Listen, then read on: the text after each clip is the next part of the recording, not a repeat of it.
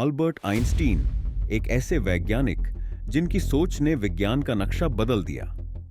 उन्होंने relativity theory, quantum mechanics और black holes जैसे मुश्किल कॉन्सेप्ट्स को समझने का तरीका दिया।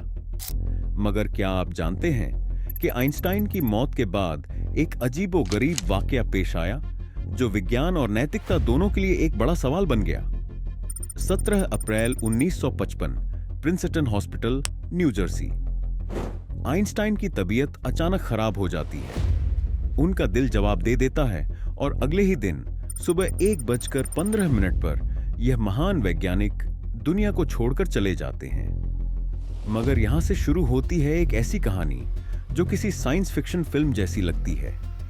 आइंस्टाइन की वसीयत थी कि उनके शरीर को जल्द से जल्द दफन कर दिया जाए ताकि लोग उनकी मॉर्टल रिमेन्स की पूजा न करने लगे।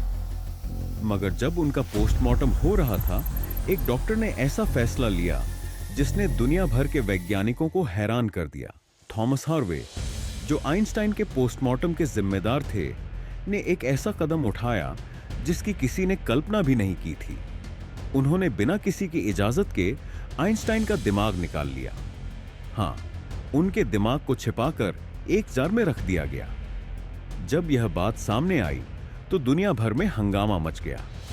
क्यों? क्योंकि आइंस्टाइन ने कभी नहीं चाहा था कि उनके दिमाग पर कोई रिसर्च की जाए। हार्वे ने दावा किया कि उन्होंने यह सब विज्ञान की तरक्की के लिए किया। उनका कहना था कि अगर आइंस्टाइन के दिमाग का अध्ययन किया जाए तो शायद हम समझ सकें कि एक जीनियस दिमाग और एक सामान्य दिमाग में क्या फर्क होता है। मगर असल में हार्वे ने यह काम बिना किसी वैज्ञानिक स्वीकृति के किया था। दिमाग को छिपाने के लिए उन्होंने उसे छोटे छोटे 240 टुकड़ों में काट दिया। ये टुकड़े उन्होंने अलग अलग वैज्ञानिकों को भेजे। कुछ ने इस पर रिसर्च की तो कुछ ने इसे बस ट्रॉफी की तरह संभाल कर रख लिया। हार्वे का जुनून इतना बढ़ गया कि उन्होंने आइंस्टाइन का दिमाग अपने घर पर रखा और एक बार तो उनका अपना बेटा इससे खेल रहा था। यह सोचकर ही इंसान हैरान रह जाता है कि विज्ञान के नाम पर लोग क्या क्या कर गुजरते हैं। एक बार हार्वे आइंस्टाइन के दिमाग के टुकड़े लेकर एक दोस्त के घर गए, मगर वहीं भूल गए।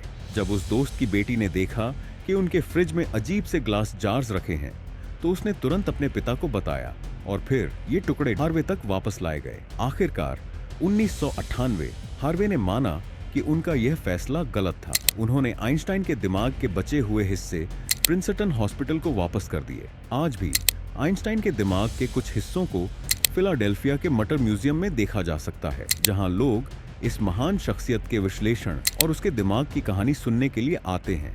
अब सवाल उठता है कि क्या यह सब सही था? क्या एक वैज्ञानिक के दिमाग का इस तरह इस्तेमाल करना नैतिक था? कुछ लोग कहते हैं कि विज्ञान के लिए यह जरूरी था, जबकि कुछ का मानना है कि यह एक अनैतिक और गलत कदम था। लेकिन एक बात तो तय है, एल्बर्ट आइंस्टाइन सिर्फ अपने दिमाग की वजह से नहीं, बल्कि अपनी सोच और मानवता के जज्बे की वजह से दुनिया के महानतम वैज्ञानिकों में गिने जाते हैं। और यह कहानी हमेशा एक मिसाल रहेगी कि विज्ञान और नैतिकता का ताल्लुक कितना नाजुक होता है। जिस तरह सिर्फ आइंस्टीन का दिमाग ही सब कुछ नहीं था, उसी तरह जिंदगी में सिर्फ पैसा ही सब कुछ नहीं होता। क्या आप जानते हैं कि एलन मस्क जैसे अरबपति कितनी परेशानियों से गुजरते हैं? उनके पास सब कुछ होने के बावजूद भी उनकी जिंदगी में क्या कमी है, ये जानने के लिए हमारी अगली वीडियो जरूर देखें।